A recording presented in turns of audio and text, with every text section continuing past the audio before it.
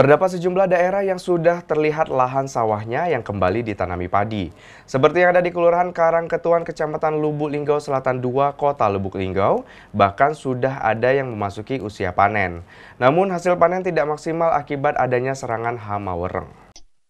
Sejak pertengahan bulan September lalu, para petani kembali menggarap lahannya untuk ditanami padi.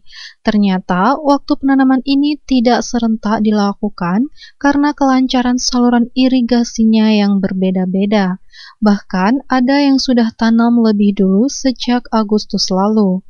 Bedanya waktu penanaman tentu akan mempengaruhi pula waktu pemanenan. Seperti di daerah Tanah Periuk, Kecamatan Lubuk Linggau Selatan 2, Kota Lubuk Linggau, kondisi padi masih tumbuh baru sekitar 1 bulan yang lalu.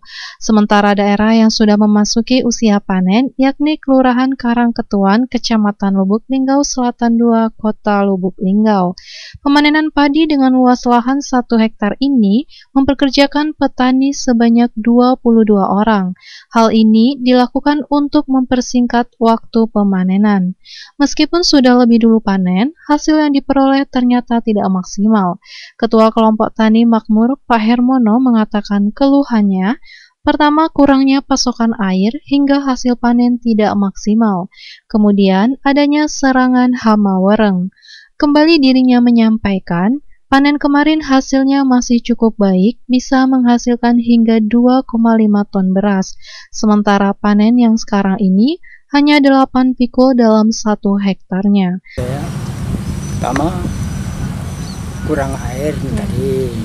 Kedua, ada serangan orang. Hama apa ya? Kemarin itu masih bagus hasilnya. Per hektarnya masih hasil beras tuh dapat 2,5 ton masih. Kalau ini belum tahu. Kali ini tidak nyampai. Ini tadi yang panen yang di sini ini hanya dapat 8 pikul 1 hektar. Ayu Fitriani, Silampari TV, melaporkan.